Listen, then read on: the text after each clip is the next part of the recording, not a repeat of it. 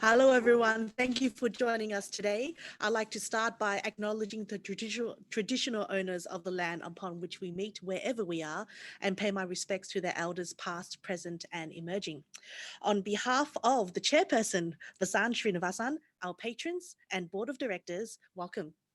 National Mental Health Month is an initiative of the Mental Health Foundation Australia to advocate for and raise awareness of Australian mental health.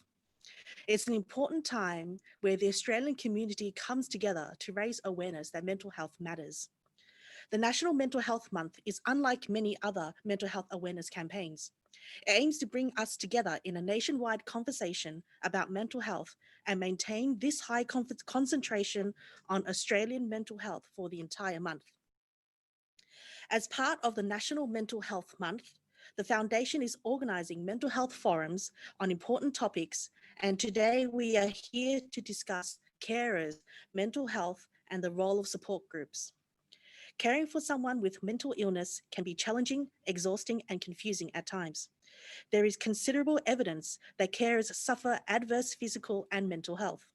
It's important that we recognise this and provide them with relevant support, information, and advice so that they know how to maintain their own health and well-being. The aim of the forum is to recognise and acknowledge the important role carers play in the mental health system and to also discuss the status of support available to them. And if you're using Twitter, Facebook, or any social media, feel free to use the hashtag Let's Talk. So please join us to celebrate Mental Health Foundation Australia's 90 years journey of promoting better mental health for all.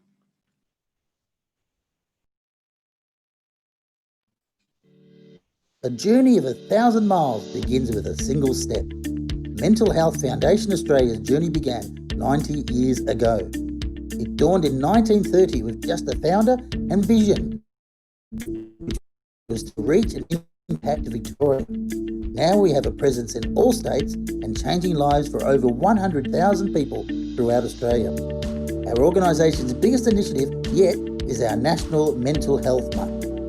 Our month-long initiative is to advocate and raise awareness on Australian mental health, recharge and educate as many Australians as possible to help reduce stigma and facilitate positive and non-judgmental discussions surrounding the important topic of mental health in Australia. With the theme being Mental Health Matters, the awareness is cumulative. In 30 events we have organised to reach the community in all mental health subject matters affecting our lives today. To further continue our journey of 1,000 miles, the Walk for Mental Health has transitioned from a Victoria-only walk to being a nationwide community walk where anybody from anywhere in Australia can connect with us and walk with us virtually to spread the impact and awareness of mental health. We pride ourselves with making sure all our programs are for the community and are powered by the community. We have a vast growing network of multicultural ambassadors who are part of our program to further the community voice in promoting positive mental health and well-being. Our multicultural network has inspired our educational and multicultural webinars as an initiative to help power Fidelity to cope with success during the pandemic, to promote the understanding of unique cultural and ethnic heritage in Australia, and the development of culturally responsible and responsive curricula. The Mental Health Foundation of Australia conducted the multicultural research to continue on the development of the fast-growing multicultural Fidelity in Australia. With the effects of COVID-19 pandemic, the MHFA has successfully committed the Power Hour of services and the reach to the community. With the helpline hours extended, we are here to show Australians we can be a shoulder to lean on and can be dialed to assist in all mental health matters. Our impact flows into the COVID-19 meal delivery response with the help of the community, local business and our multicultural ambassadors. It has promoted one vision, which is to serve others before self during this time of uncertainty. With over 45,000 meals delivered, we continue to work with the Department of Health, the Human Services, the Salvation Army and the Australian Multicultural Foundation to continue this success. As we continue to work to deepen understanding the importance of mental well-being and educating the community, let's work together to bring better mental health for all.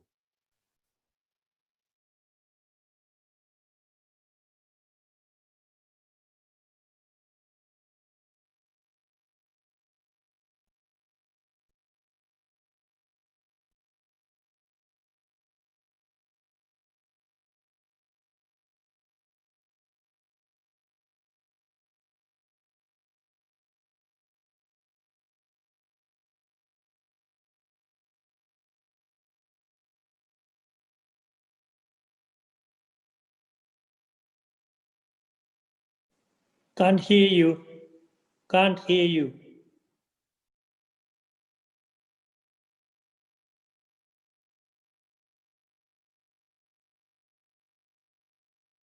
Foundation, now ARC Vic. Jim's knowledge of mental illness comes from professional, voluntary, and family experience. Welcome, Jim. Hello, everyone. I also would like to begin by acknowledging the traditional owners of the land and their elders, past, present, and emerging.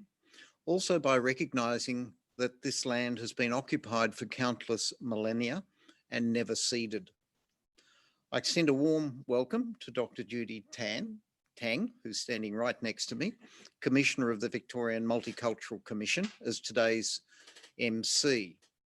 To our keynote speaker, Nick O'Callaghan, from our major National Mental Health Month 2020 sponsor, Australian Unity.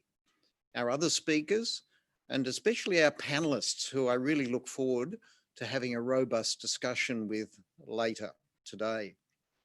Caring for someone with a mental illness in the role of carer can be challenging, exhausting, and often confusing at times. The aim of today's forum will be to consider and discuss the important role carers play in the mental health system and also the status of support available to help them. There is considerable evidence that carers, probably 1 in 10 Australians actually are carers, suffer adverse physical and mental health conditions as a result of their diverse role in caring. And it's important that we recognise this and we provide them with the relevant support, information and advice so that they know how to maintain their own good levels of health and well-being. Caring for their loved ones or with more severe disabilities is often a huge psychological burden. Many carers can experience depression, distress, frustration, anxiety, social isolation, family strain, sleep deprivation, burnout, and fatigue. Carers can also feel a tremendous sense of loss of their own identity and in fact their own life due to the caring role. If you're looking after someone experiencing a mental illness, it's important to remember that you're not alone. Certainly you're not alone as far as the Mental Health Foundation Australia is concerned. There are government and community programs that provide support, counselling, respite care and advice. Today, we'll try to put some flesh on these bones and provide some important information to help carers and others. Thank you and welcome to the day.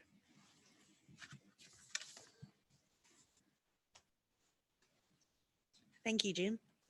I'd now like to invite you to view a recorded message from the Parliamentary Secretary for Carers, Mr. Anthony Carlines.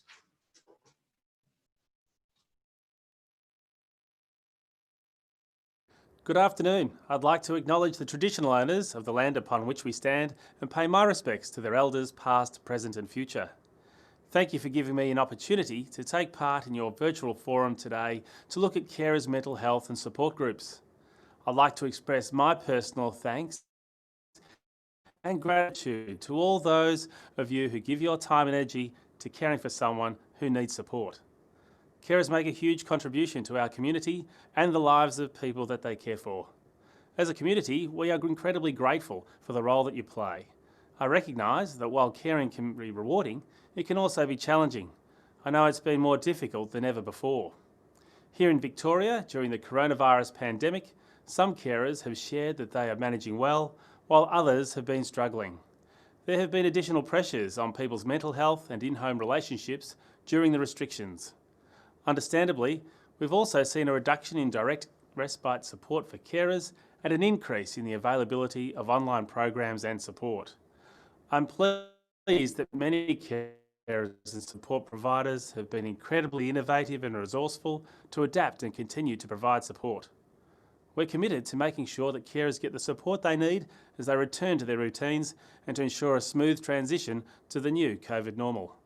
Supporting better health and wellbeing for carers is one of the key priorities of our Victorian Carer Strategy. There is a range of support available for carers. This includes the Victorian Mental Health Carer Support Program, which is particularly for carers of people with mental health needs.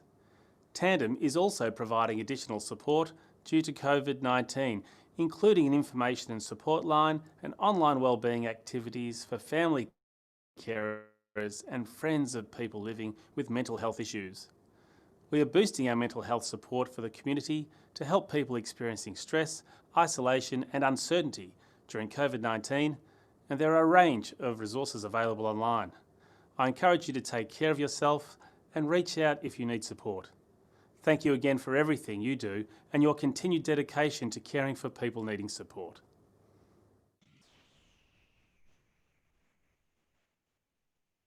Great. Thank you to Mr. Carbines for taking the time to record that message for us.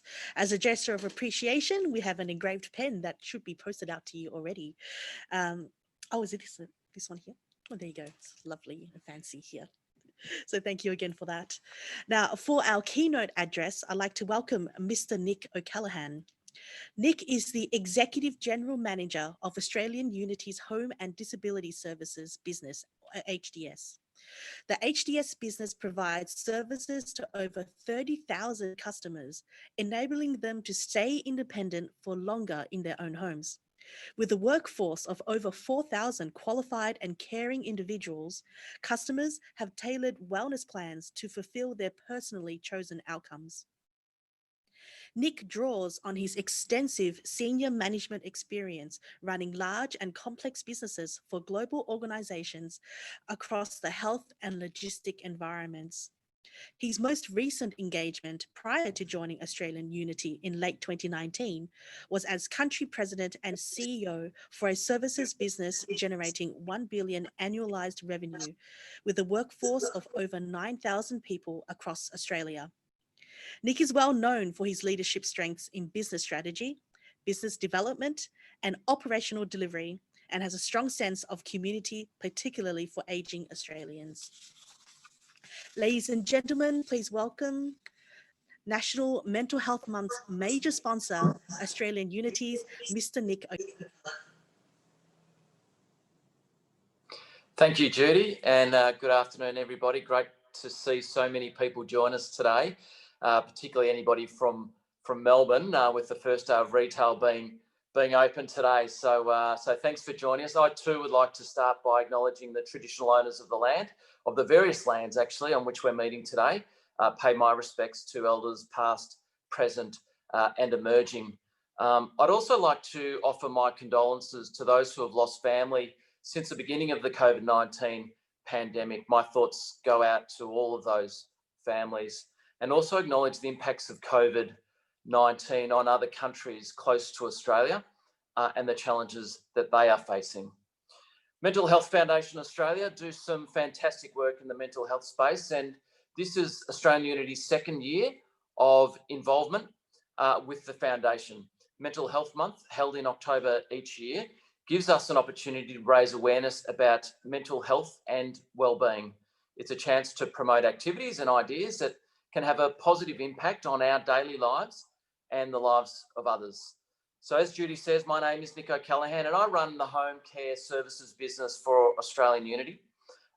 We do provide a whole range of services, support services to help people remain independent in their homes. We have around 30,000 customers and around 4,000 care workers who provide that service.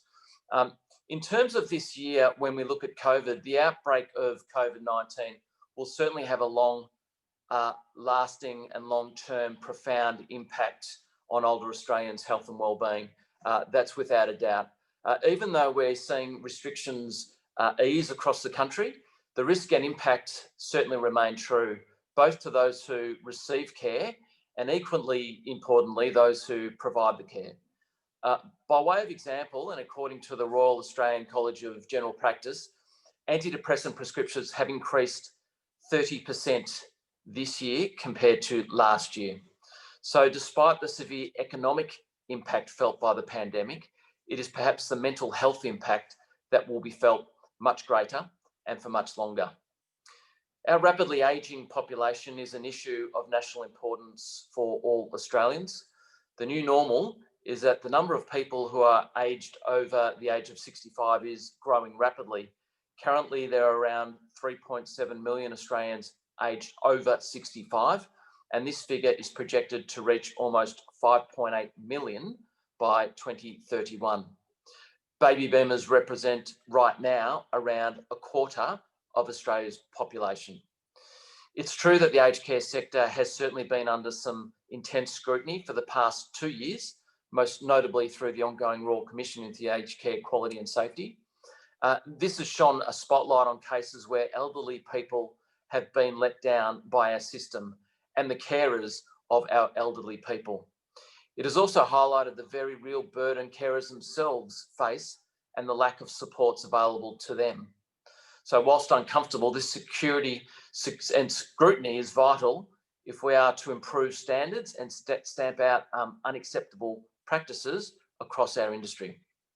However, we should never lose sight of the fact that most of the workers in this sector are committed to doing the right thing for elderly people who rely on their care and support.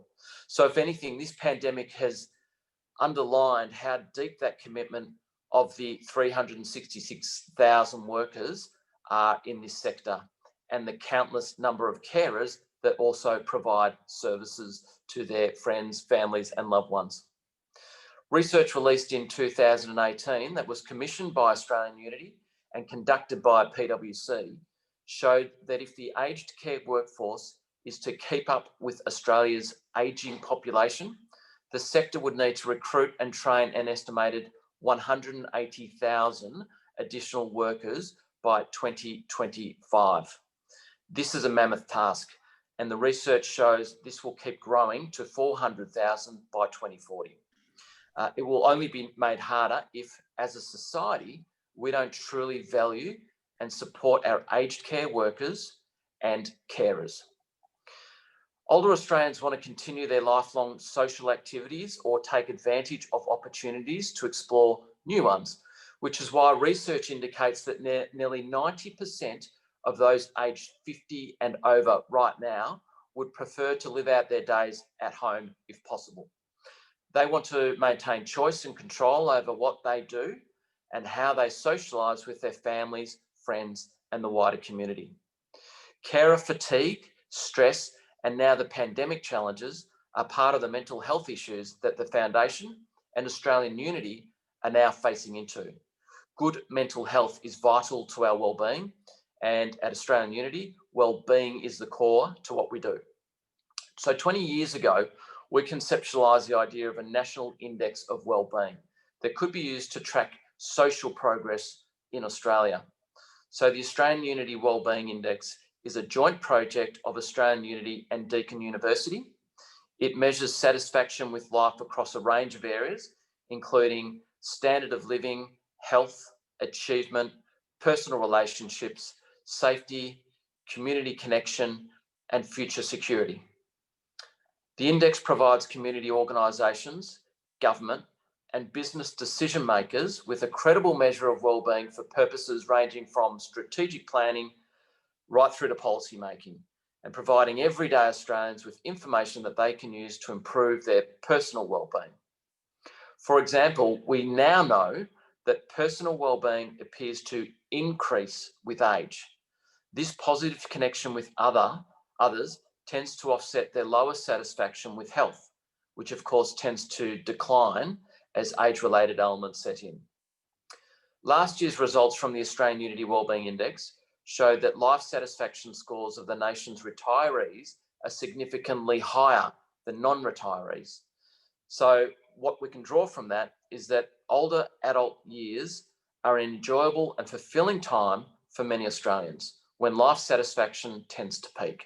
Some of the most satisfied Australians aged over 65 and over. This is likely because retirement is a time when people can step back from life's responsibilities and start to enjoy more quality time in their lives. Results therefore suggest that well-being amongst retirees is closely connected to the quality of their relationships and interactions with other people. The well-being of our more frail who require support is also highly influenced by their relationship and interactions with others. This is one reason the value of carers needs to be further highlighted, recognised, and most definitely supported. So Mental Health Month is an important opportunity to raise awareness about the impacts of mental ill health. Australian Unity is a company founded on social values and community contribution, and we are committed to building and promoting positive mental health strategies, regardless of where you live, whether it be at home, in one of our aged care homes or retirement communities.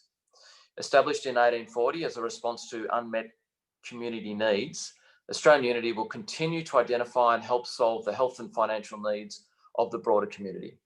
For the mental health community, an enormous task last year just got even tougher. So we commit to continue the work we're doing with the Foundation to identify service gaps and develop appropriate mental health services for all Australians.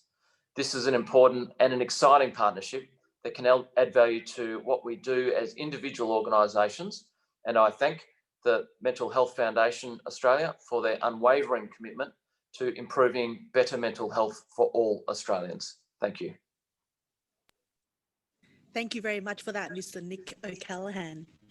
As a gesture of our appreciation, we'll also be sending an engraved pen out to you. And I have to say, I've been looking at the pen and it does look quite fancy. So definitely look out for that. I now would love to introduce to you Mr. Deepak Sanghvi. Deepak is a pharmacist and owns a group of pharmacies in Victoria. He is the chair of the Monash Health Board and chair of Member Benefits Australia.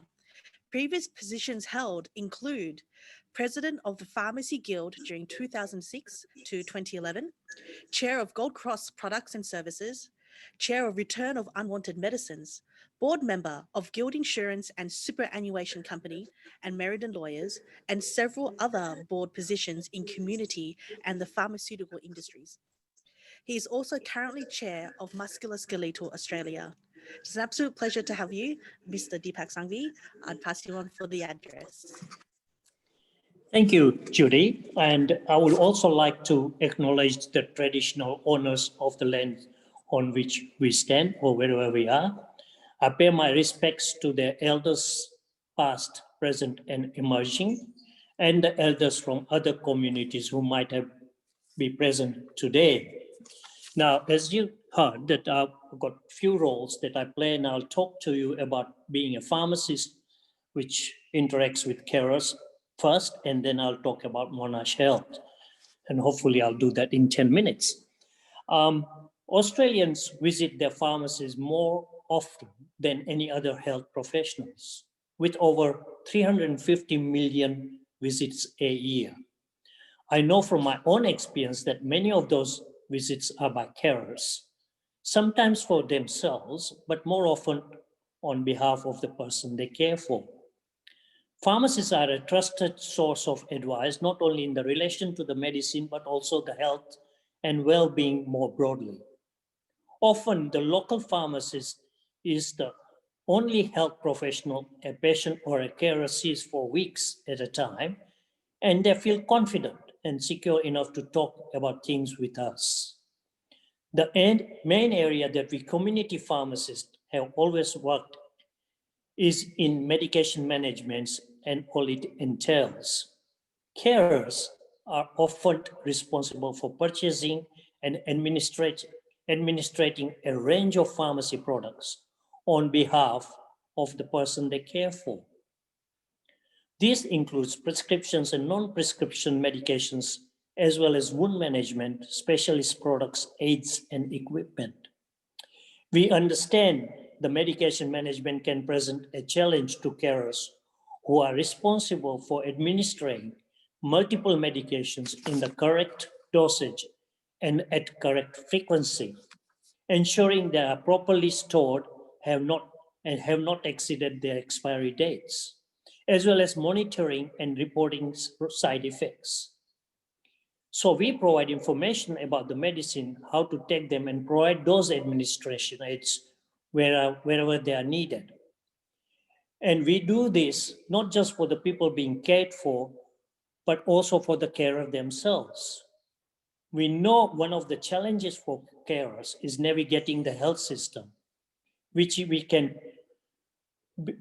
be complex, frustrating, and time-consuming. As a first point of contact, pharmacists can play an important role in assisting carers through our strong connection with local medical and allied health providers. We also know that all too often carers neglect to care for themselves, as Nick said before, because so much of our focus is on the person you are caring for.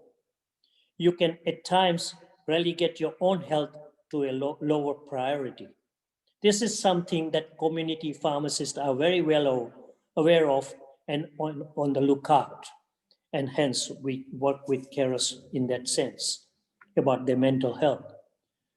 What we do at Monash Health, we have separate consumer and carer lived experience peer support workers in most of our inpatient units. And all these positions are either 0.8 or full-time. We receive a lot of positive feedback, in particularly from the carers, peer workers in youth unit. Peer workers make themselves available to meet directly with the carers, either face-to-face or via telehealth.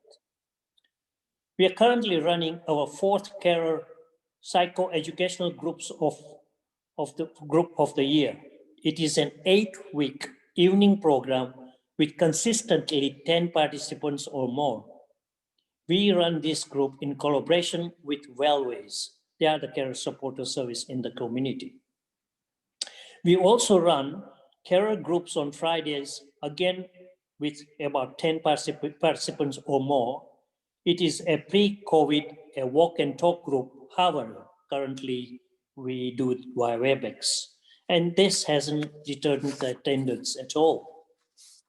We also run parenting and mental health group this year for consumers and their carers. This is normally very well attended, around 10 to 15, but has not been so successful through WebEx. So it will be starting again once the restrictions are eased. This is run by our family and parents with mental health illness workers. There are in Clayton, Dandenong, and Casey. We also administer Tandem Carer Support Fund for our region, which is about $160,000 in child, youth, and adult, and about $30,000 in aged care. This helps to support family or carers with areas of stress, such as respite care, replacement home appliances, and other necessary that would ease the burden within reason.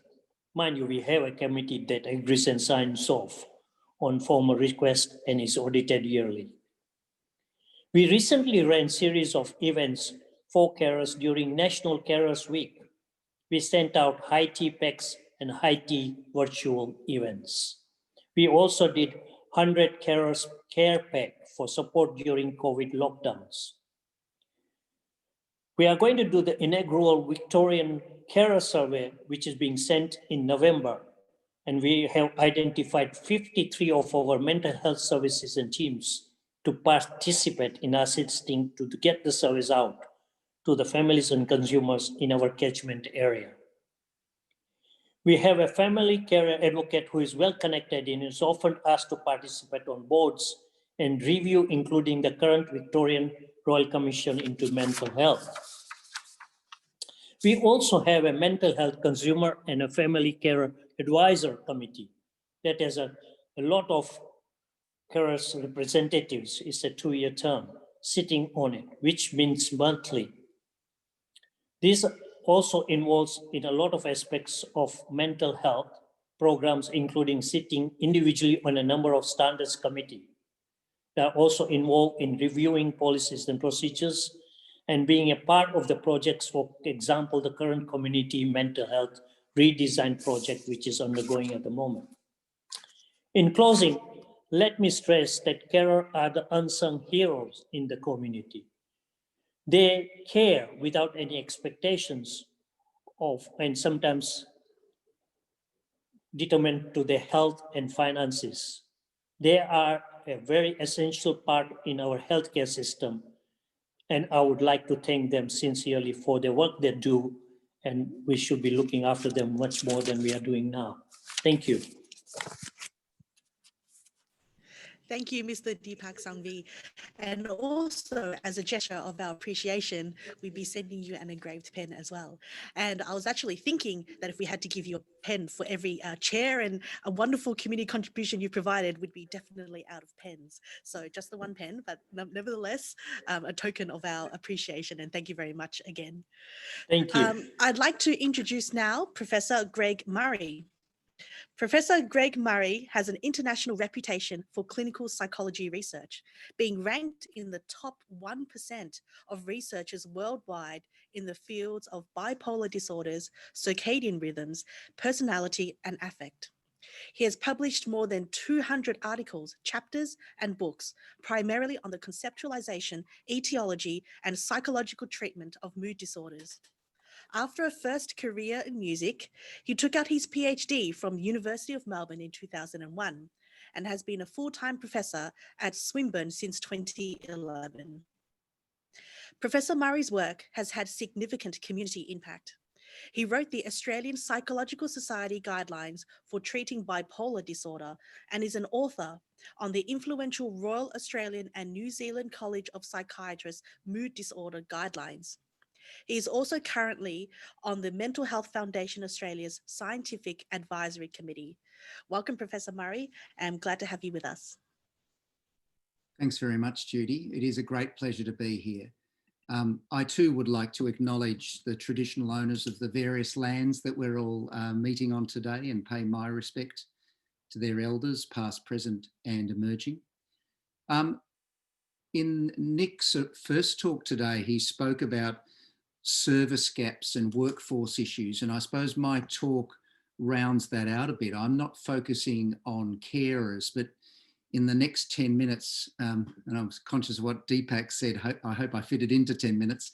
I'm going to be talking about the role of peer support groups. And I suppose there's some similarities in that's why these talks were put together today. We're talking about people who are helping out with others' mental health challenges and who aren't necessarily themselves professionals. Carers is one group, but the group I'm focusing on is people who actively put up their hand as peer support assistance for people with mental health problems. And I'm going to be focusing on one particular mental health disorder, the one that I know a little bit about, bipolar disorder. And so we're going to talk broadly about how is this condition managed, and then focus in on peer support groups by firstly talking about what is it about groups that seems to be so useful for people. And we've already heard Nick mention some of that when he was talking about the well-being of older Australians, where it does seem like improved relationships as we sometimes retire and get older may counteract the well-being challenges of increasing physical health problems, for example. Then I'm going to talk a bit about the scientific evidence for peer support in bipolar disorder, and finally do a bit of a case study on one peer support group, and that's Bipolar Life, which is a group affiliated with the Mental Health Foundation of Australia that I'm involved with, but it's a good example of the challenges and opportunities that come with these sorts of groups. So many people on this call will know that bipolar disorder is a potentially severe and recurrent mood disorder characterised by episodes of mania and depression.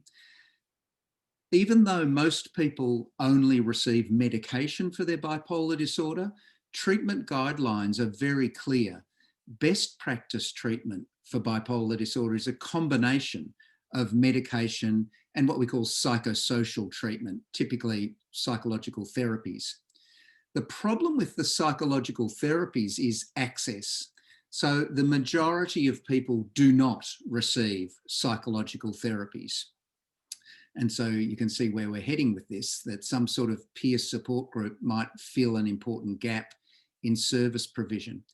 But the other feature that's very interesting in the management of bipolar disorder. There are 4 evidence-based psychological treatments for bipolar disorder. These are as adjuncts to medication. There are no treatments that are standalone psychological treatments. But 2 of the 4 are delivered in groups. And there seems to be something about groups that is good for well-being. And so I did a little bit of a literature review about this as I was preparing for the talk. And in fact, you know, when you think about it, there's a long history of using groups to help people with their health in various different ways. You know, we can think of psychotherapy groups, which might be family therapy or personal growth, very much sort of introspection oriented. But we can also think of groups where the aim is much more what we call psychoeducational, giving information, more like an interactive classroom discussion. And those exist for physical health conditions, you know, managing diabetes, managing cancer, and also mental health conditions. And one of the prominent examples of that at the moment is in the UK. It's what's called the Expert Patient Program, which is kind of a psychoeducation program led by a peer, but very well supported. And we're going to talk about the importance of support for these peer support workers in a minute. But it's a no-brainer that these peer support groups, compared to paying for a professional psychiatrist, GP or psychologist, are cost effective. But more importantly, there's something about groups generally that might add value over anything that can be done just one-on-one. And so there is quite a lot of research into what that value might be. And it's things, not surprisingly, like the particular type of support you get from peers who share your problem. Sharing very detailed expert knowledge about management, you know, day-to-day management of conditions, and encouraging people to get through to problem solve issues they're having with their disorder that a professional may literally not know about, but someone else with the condition may know extremely well. Issues to do with motivation, simply pushing on in the face of a chronic condition, for example, keeping things in perspective as you push on through life with a chronic condition, and the opportunity to receive from other people, from peers, direct empathic feedback, but also potentially constructive challenge. You know, if someone in a group is getting a bit caught up in self-pity, for example, kind of hard for a professional to call that out. And in many situations, it seems that it might be easier for someone with lived experience who's been through a similar phase themselves to call out that unproductive mindset. And of course, the whole thing about groups is this sort of sharing and this stigma busting that might go on in groups might be particularly useful for rare problems, right? So people are more prone to feel very isolated with their rare problems. And so groups might be particularly useful for conditions or challenges that don't get much media, and many individuals literally don't know anyone else who has this condition, but a support group or some sort of group connection, group therapy can get around that. When we think about the scientific investigation of peer support groups in bipolar of peer support generally in bipolar disorder, some of the peer support that's been investigated isn't in group format. It's one-on-one sort of support and counselling and psychoeducation, but the majority of it has focused on the sort of group activities. And one of the things the research shows is it's not all good. There are some risks associated with peer support groups. And in fact, there are some professionals who are against them. And the reason some professionals have a prejudice against especially mental health support groups is they are concerned that if the person facilitating the group is not well informed or well supported, or is in fact suffering from symptoms when they're running the group, then the sort of information, the sort of discussion that can occur in the group may be unproductive. When it comes to bipolar disorder, it's very obvious what sort of thing that might be. It could be that someone with bipolar disorder has some manic symptoms, for example, and is getting overexcited about a treatment approach that they've just read about or just met, but the treatment approach is in fact not evidence-based and hasn't been properly tested. Now that would be very unproductive for them to be, disseminating that information through a group. The scientific evidence is generally positive, though there hasn't actually been as much work as we would like, excuse me, done on the evidence base for these sort of semi-formal peer support groups. But on balance, it's positive that peer support groups do work in terms of increasing self-efficacy and decreasing stigma. Sorry, I just gone forward a bit too early. Trying to move this thing that's in my way. There it is. And of course, the big change that's happened in the peer support space is, traditionally we're thinking of a little room somewhere where there's tea and some family assorted biscuits on a Wednesday night. But more and more peer support is happening digitally. And I've just listed there a couple of the large US or North American based groups that run peer support online through discussion boards, etc., through forums online. But of course, we have it in Australia too. Mental Health Foundation of Australia takes the same forum, and that is a place for people to share ideas. But we're also seeing it on this sort of informal peer support through platforms like Reddit and YouTube, which is where a lot of people are getting their information and support from these days. So it's a rapidly changing space, this peer support space.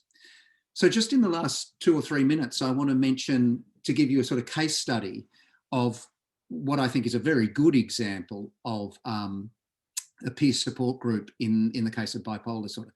I'm biased because I'm involved with this peer support group myself. It's called Bipolar Life. And as you can see there, the group is designed to create opportunities for more meaningful lives by creating compassionate engagement with people with bipolar disorder. And the main tool that Bipolar Life uses is running peer-led support groups. It also runs educational programs and provides materials for people. But the core business is running these peer support groups. 13 of them across Victoria, something like 50 support groups run each month, and almost 1,000 people on the mailing list. And what's happened, not surprisingly, during 2020 is a shift towards digital delivery, which from the informal feedback we're getting has been incredibly successful. We're getting more turnout at the online events than we have in some of the face-to-face things. And there are pros and cons, but the particular ones that I personally have been involved in have gone very, very smoothly. So it's just that access problem of not having to get in your car makes it easier. It sets the bar lower for people to get on board. And we can see real benefits of the digital delivery. Doesn't mean it's perfect and doesn't mean we'd stop the face-to-face groups anytime soon, not at all. But it's a new technology or new delivery modality, which I think won't be going away anytime soon. Now, just to wind up, one of the really important things about the peer support movement and these groups is, as I say, there hasn't been as much research done into this aspect of supporting people with mental health as there has, say, with medication or structured psychological therapies. So in my role at Swinburne University of Technology, I encouraged one of our students to conduct a scientific study on Bipolar Life, and the people at Bipolar Life were very open and enthusiastic about this, about being explored in terms of what's working and what's not working. And Xiao Hua has just completed a series of interviews, and she hasn't finished analysing the data, but these are her preliminary findings. And these things won't be a surprise to you, given what I've just been saying. But the benefits that people are telling her that they receive from being involved in Bipolar Life support groups includes the validation of their experience, which helps support hope and maintain positive movement going forwards. They also get practical advice from other people, you know, tips about medication, tips about where do I get onto a good psychiatrist, tips about which psychologist might be, you know, really expert in bipolar disorder. That real nitty-gritty information that's hard to get anywhere else. Tips about navigating the mental health system. And then, of course, they get ongoing, they report feeling ongoing social support in the management of the illness. They feel that there is support there if things go wrong and they need it. And so it breaks down that social isolation that can sometimes happen. But there are also limitations that have been flagged that are very important as well. As we mentioned before, there's the possibility of misinformation getting out if the group is not properly moderated. And the peer support groups can be places where people, where the trust that is necessary can get broken. And so there's been a bit of discussion in the bipolar life community about the potential need, for example, for groups specific to women with bipolar disorder, because there has been some concerns about how women's experience is managed in the groups. And in fact, Bipolar Life now has a group specifically for women. So, in conclusion, peer support groups are one arm of our way of looking after people with mental health problems. The big new change in this space is that things will be moving more towards digital platforms, without throwing out face-to-face meetings, of course, but there will definitely be a move towards the digital. And in my opinion, Bipolar Life is an example of a group that really exemplifies the importance of being interested in continuous quality improvement, rather than just assuming this is a good thing and everything runs properly. Let's see, by getting feedback, what we can do to keep improving, keep making sure that we're offering best practice in this area. And I suppose in summary, this means that peer support really represents this unique type of offering in terms of helping people with mental health problems, with unique opportunities and unique challenges. And so it's a very exciting part of the pie of managing mental health, and particularly bipolar disorder. Thanks very much. Thank you very much for that, Professor Murray. And as a surprise special gift just for you, we have a lovely pen as a token of our appreciation. So thank you again. So it's now time to move on to our panel discussion today. And I'd like to invite back our Vice Chairperson, Mr. Jim Gooden, to moderate the panel. And also I'd like to invite back our speakers, Mr. Nick O'Callaghan, Australian Unity, Independent and Assisted Living, Mr. Deepak Sanghvi, Chair of Monash Health, Professor Greg Murray, Director at the Centre for Mental Health at Swinburne University. And I'd also like to introduce two additional panel members. We also have with us Mr. Robert Bob Goldie, Director of One Door Mental Health. Robert is a corporate lawyer and a carer of a person living with mental illness. Robert has been a member of the Hornsby Ku-ring-gai Association, a mental illness group in Northern Sydney, for over 30 years. Robert is currently the board member at One Door Mental Health.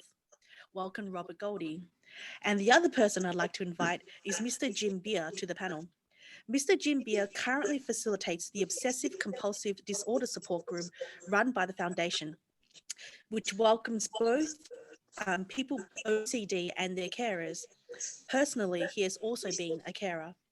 Jim knows the negative impact that mental illness has on individuals and is passionate to see change. He has lived experience of mental health and is currently working as a mental health peer support worker for Mind Australia. He has a diploma in engineering, a Bachelor of Social Sciences majoring in psychology and sociology, as well as a postgraduate diploma in psychology. So welcome to Jim as well. Over to you, Mr. Jim Gooden.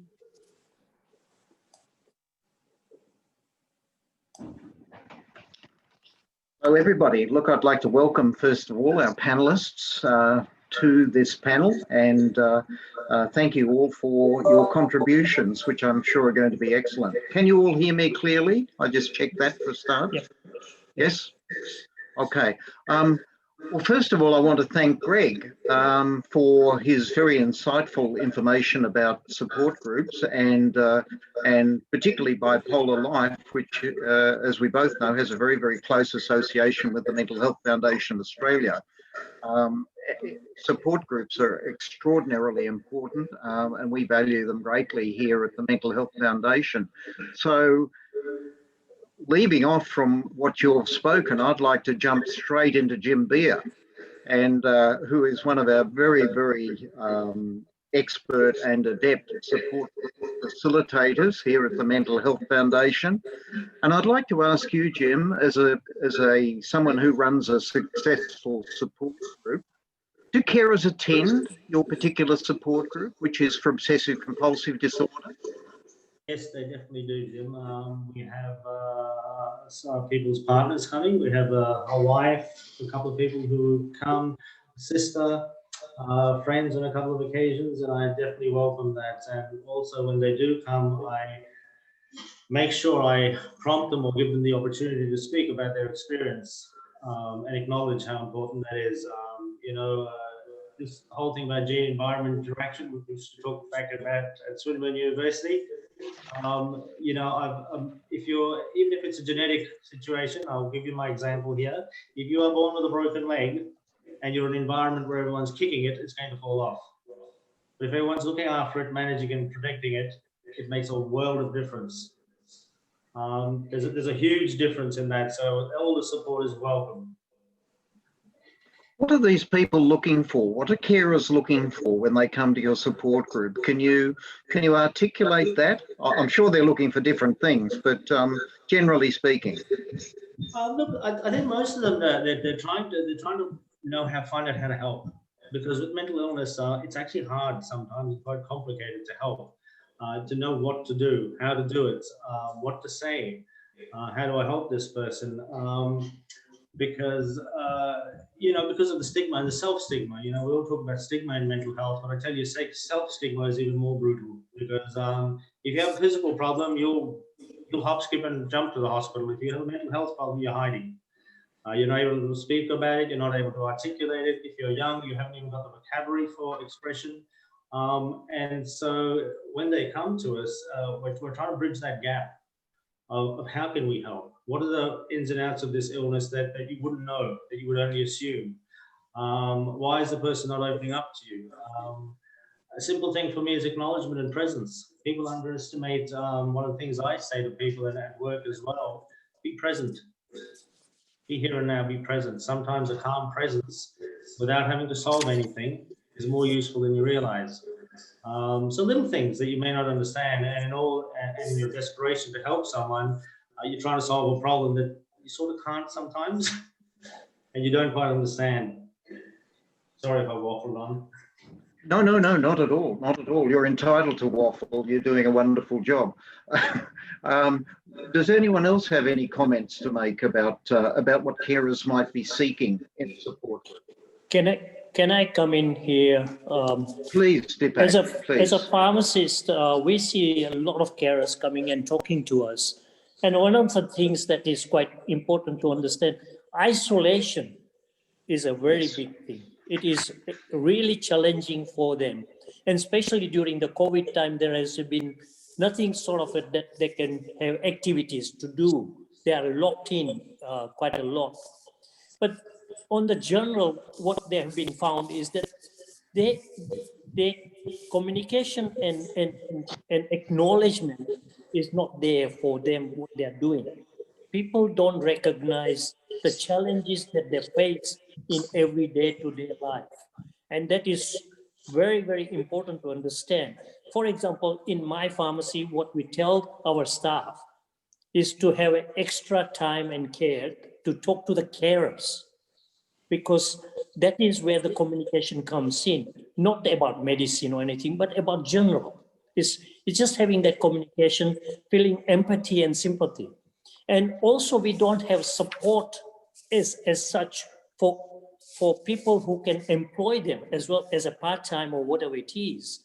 Because if you think about any industry that requires empathy and sympathy in their business, for example, pharmacy or wherever, in some allied profession, they are excellent because they're already experienced, they're already good at it. And they are actually very focused, and their time management is exceptional. So they're managing a hell of a lot of things. And I think we need to be mindful to understand that they actually support the health industry to the whole. Nick talked about homes. I think that it's the future. Quite a lot of people would want to stay at home, and they want to be managed at home because our health system is not structured to look after everybody in hospitals. And that is a challenge in itself. Sorry, I'm going on and on. Oh, no. I'll stop there. And there are other things we can talk about in the middle anyway, but this is what I feel. Vic Health has done a lot of work. I know prior to the epidemic, on isolation and loneliness, and it's just opportune that it's happened before the pandemic, because I think people have been alerted to what you're saying increasingly. Social isolation and loneliness are tremendous burdens on people's mental health, particularly carers. So I'd like to ask Greg a question. As I obviously would, Greg. Caring for someone who is mobility disabled is relatively straightforward. It's a, problem of moving them about from A to B, etc., etc. But caring for someone who has a severe psychological or psychiatric disorder can be far more complicated, at least I think so anyway. Yeah. Greg, what are some of the particular challenges for carers with someone with a psychological disorder? Yeah, look, that's a great question, Jim. One of the things we know that's most difficult about chronic mental disorders, like bipolar disorder, I know a bit about, but other conditions like schizophrenia and other psychotic disorders, personality disorders, the chronic ones, is they are extremely challenging for relationships. And given that carers are often people in relationships with the person with the disorder, the relationship space suffers a lot of the stress of the disorder, which is why we see lots of divorce, lots of marital breakdown, and lots of cases where people with serious mental disorders end up living quite isolated lives because damage is done to the relationship. And we can think of all sorts of reasons why that's the case, can't we? I mean, unpredictability of behaviour. We humans, especially in intimate relations, kind of demand of each other, don't we? Predictability. We demand trustworthiness. And it takes an enormous amount of effort to tolerate the unpredictability that comes with a mental disorder. And of course, I'm not blaming the person with the mental disorder here. That's their illness that is driving the unpredictability. It's not a fault of their character or their maturity. It's their illness that is driving that unpredictability. But nonetheless, they are unpredictable, and their carer has to put up with it, has to adjust for it. And so one of the things we find that's really useful, in fact, I mentioned before, there are 4 evidence-based treatments for bipolar disorder. One of them is family-focused therapy, and it's designed to address this very risk factor. It's designed to get the person with bipolar disorder and family members or partners in the room and discuss exactly these challenges. How are we going to communicate clearly about the illness? How are we going to separate the illness from the person? How does the person with the disorder want to be spoken about in relationship to their illness? What are their hot button issues? For example, it's common, if I'm in a relationship with someone with bipolar disorder, one of the things that I might notice is if they're becoming a bit hypomanic, right? They're being a bit agitated or irritable. Now, I could express that observation to the person with the illness in a way that's very productive or very counterproductive, depending on how I express it to them, that I'm noticing a change in their mood. And so family-focused therapy trains people up to make sure those communications happen in the most productive possible way. Thank you, Greg. I think that's very, very important information.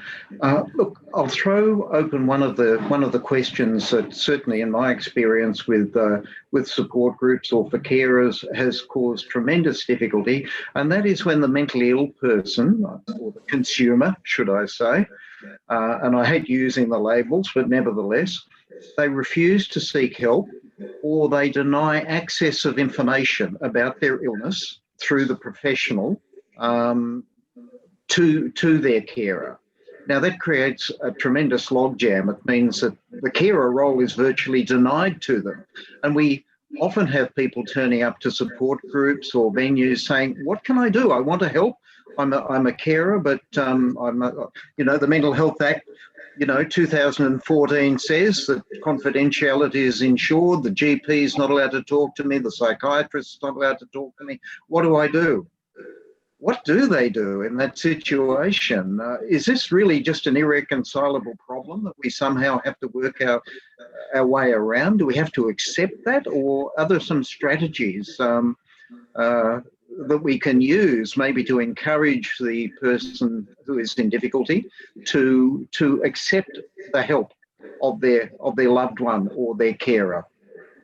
I'll throw that as an open question.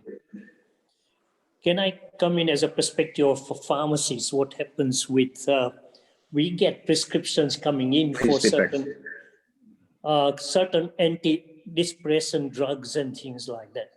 And they come up with the prescription and they've done the Googling of it.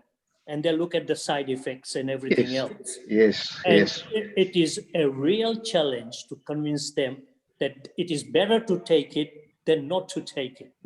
And we go through that process quite a lot of time. So Google is quite good in some ways, but it can cause a hell of a lot of problems in the other one. So I mean, this is one of the examples I'm just giving from the perspective. And it takes time. It does take time to convince people to accept that they have got an issue that they need to resolve. And it's challenging for carers as well, because to give that medications and things like that is another story. But look, I mean, this is one of the things we find in pharmacy. Yes. Sorry. No, please. That's in terms of this being locked out from the carer process by the cared for person, it seems to me there's a responsibility on the healthcare professional who that person is visiting to encourage the cared for person to engage with their carer. And there has to be an alliance between the healthcare professionals and the carers. We do have to navigate these privacy issues, certainly, but if the healthcare professionals understand that the carer is an important part of the therapy, then that the person themselves can be encouraged to re-engage with the person that they've locked out. And that's, I know many people who in the carer role who have been exasperated by the absence of an ability to communicate with the healthcare professional. And it seems to me the healthcare professional certainly has a professional responsibility, but we need to know that they want to encourage those that are cared for to engage with their carers. Robert, I'm so glad that you contributed that because this is such an enormous problem for us here at the Mental Health Foundation. And I see that in the UK, they've adopted a system of working collaboration called the Triangle of Care. Has anybody heard of the Triangle of Care and what that embodies? I can summarise it for you briefly. I'll say, firstly, carers are an essential role in encouraging the well-being of consumers, and they have to be identified right in the beginning. Also, staff should be aware of carers and trained to engage them more effectively, which is precisely what you're saying, and that protocols should be in place, etc., etc. It's addressing this very problem. If anybody has any experience of that Triangle of Care notion in the UK, is that something that could be adopted here in Australia more effectively? I suppose it certainly encourage sounds it. like a great scheme, but just to chip in a bit from my perspective as a clinician, we Yes. talk about the clinician encouraging the patient or the person with the disorder to let in their carer, right?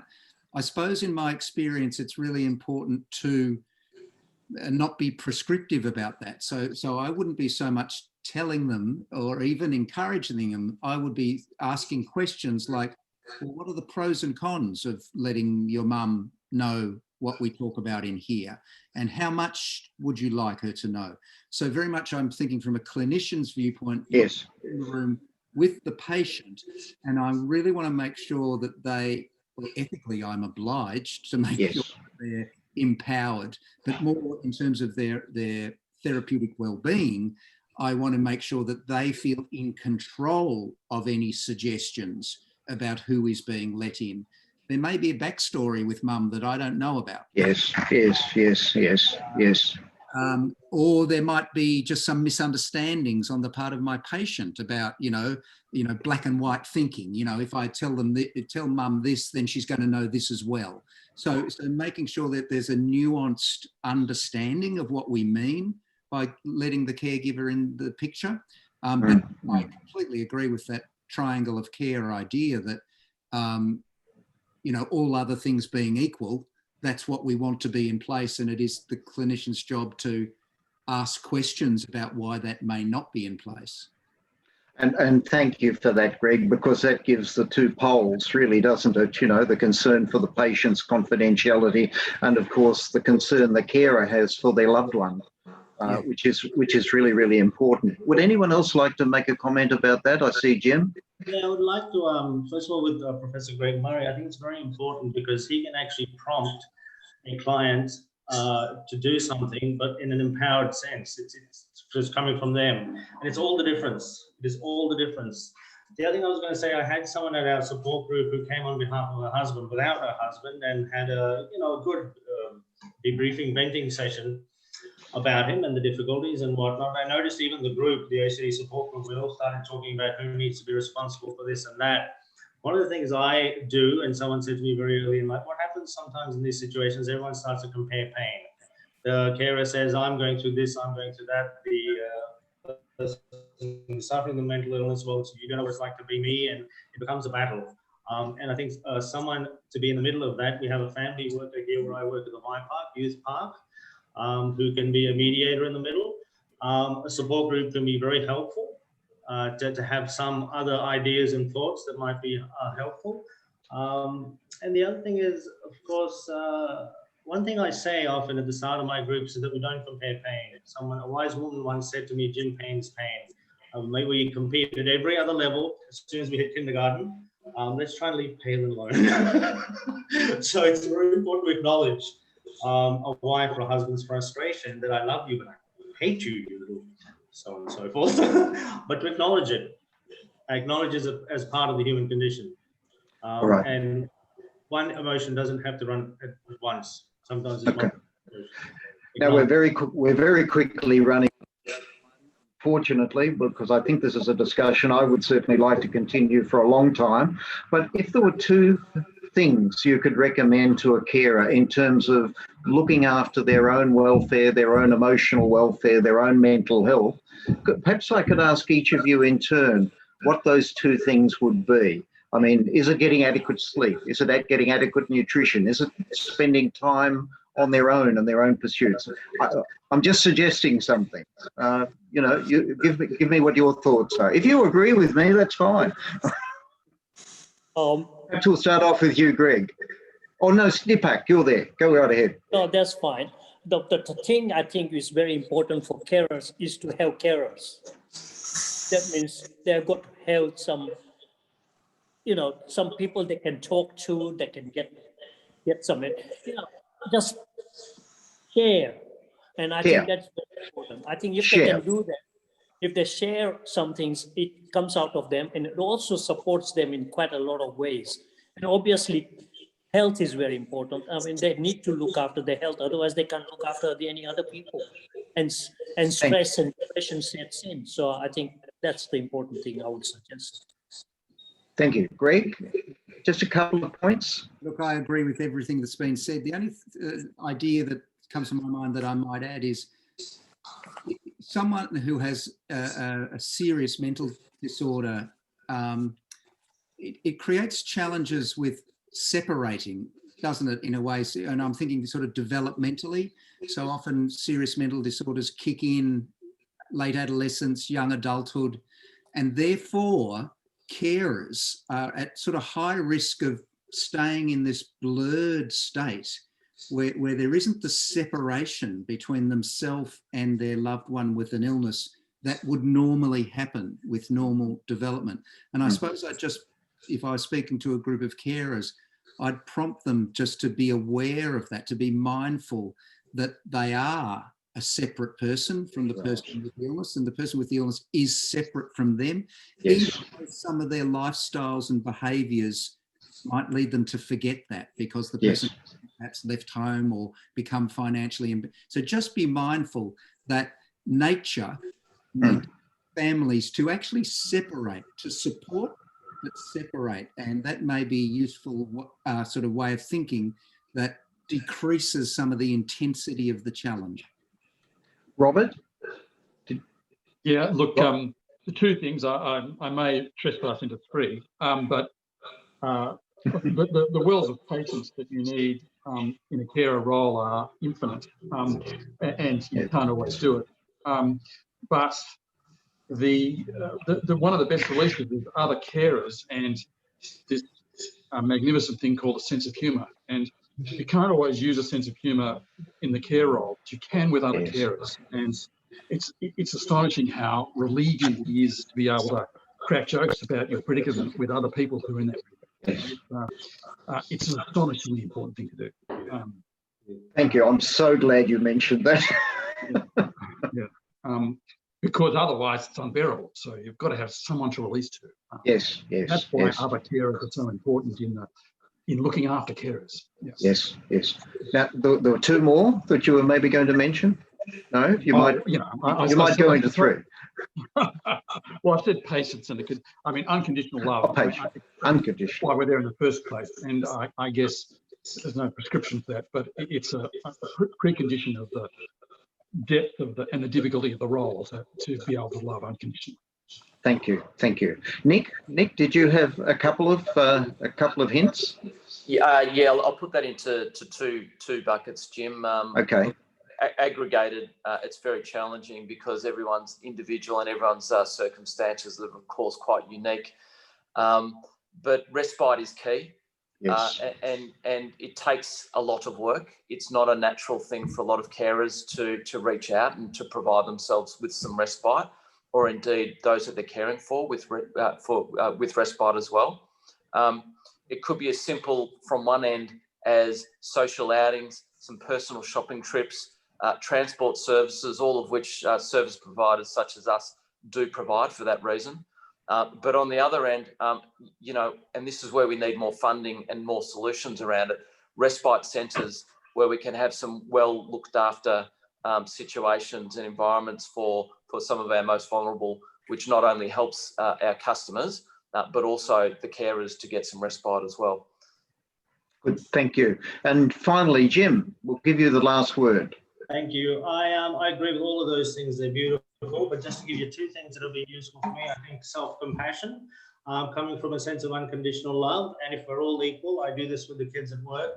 Everyone believes we're all equal, but they hate themselves. They love everyone else, but hate themselves. And when you really have genuine humility, absolute humility from a spiritual sense, you're no better than anyone, but you're no less than anyone either. So it goes both ways. I care for you, I care for me. We're one and the same. The other thing that I've found really useful is I think our society has too much mental activity. It's running 24/7. What I found really useful for me has been mindfulness and spiritual meditation, learning in whatever way you can to turn it off. And it takes practice. I'm sorry. I was just about to interrupt you there. I'm sorry. And it takes practice. Yeah. Nothing comes quickly, does it? Look, I would like to thank our panel. I think you've all been marvellous. Nick, Greg, Deepak, Jim and Robert, thank you so much for your contribution today, and I hope to meet you again soon, and maybe indulge in some further discussions at some date. So thank you very much, and I'll refer you back to our wonderful MC. Thank you. Thank you so much for that, Jim. And I'd like to express my huge thanks to everyone on the panel today, and our two additional guests as well. Surprise! You get a lovely, lovely pen. So I'm very jealous. And again, as a token of our appreciation. So thank you again to all our panelists and for all the wonderful contributions that you provided to us. And I do hope we can continue the conversation, as Jim mentioned, going ahead towards the future. Thank you.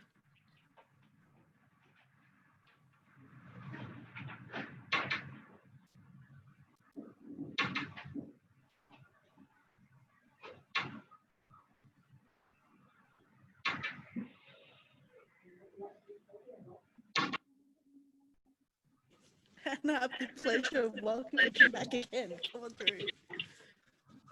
I seem to be popping up all over the place like a little puppet, don't I? I'll do anything for you, Judy Tang. You understand that anyway, because you've done such a wonderful job as MC today. Absolutely delightful, marvellous.